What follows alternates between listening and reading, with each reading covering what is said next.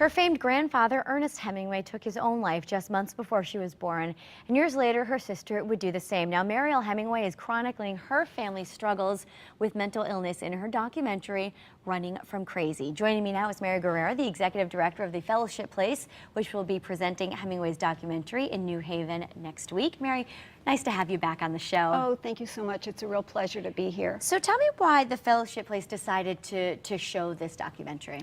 Well, Fellowship Place is always looking for good opportunities to raise awareness about mental illness, and most importantly, to let people know that they're not alone and that there are resources and services out there that can help them through their struggles.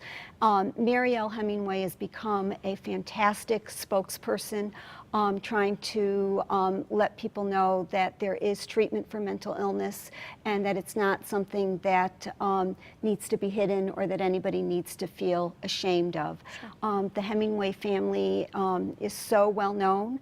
Ernest Hemingway is an iconic American writer.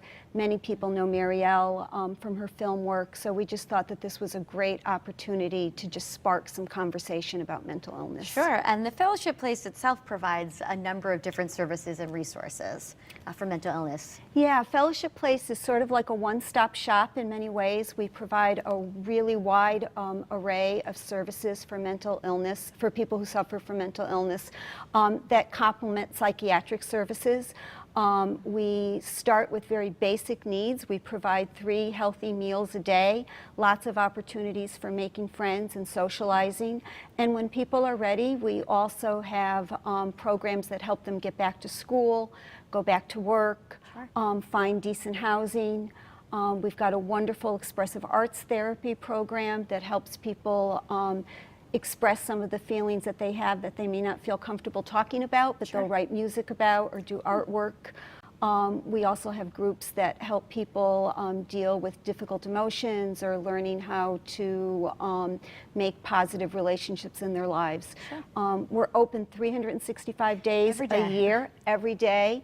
So it's a great way for people to structure their day and to be involved in productive activities, and most importantly, to know that they're not alone and that there are other people who are going through similar challenges. Sure.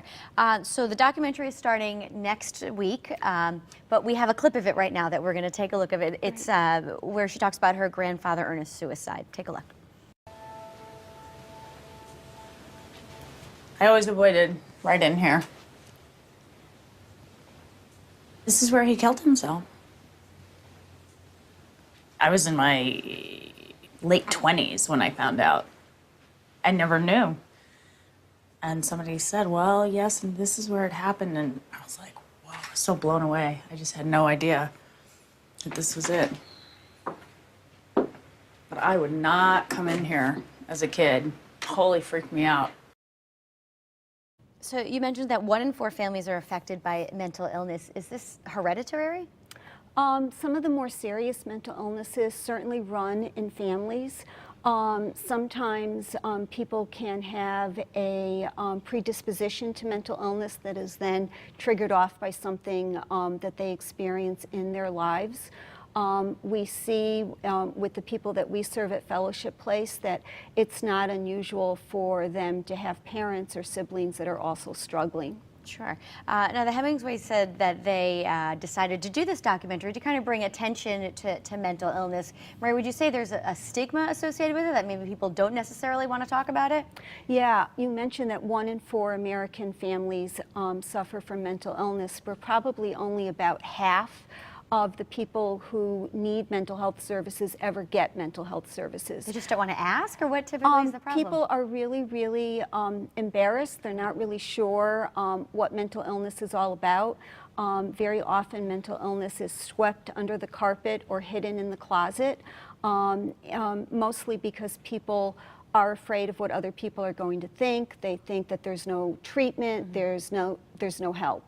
And one of the things that Mariel has done with this film and with the speaking that she's doing around the country is to let people know that there is help, that people are not alone, and that in addition to psychiatry, there are other things that people can do for their mental health. So she talks a lot about good nutrition, meditation, exercise, having positive relationships. It really takes like a whole person approach to good mental health, which we think is very, very compatible with what we do at Fellowship Place. So we think she's a wonderful person to be associated with our organization. So obviously you're hoping people take that away from the documentary, right? After they see it, that they're not alone, that there are resources.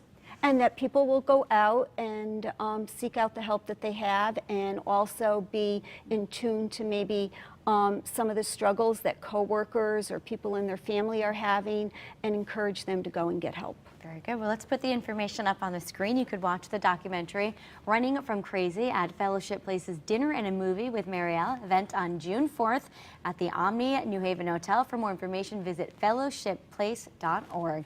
Mary, thanks again for all the information. Thank you so much.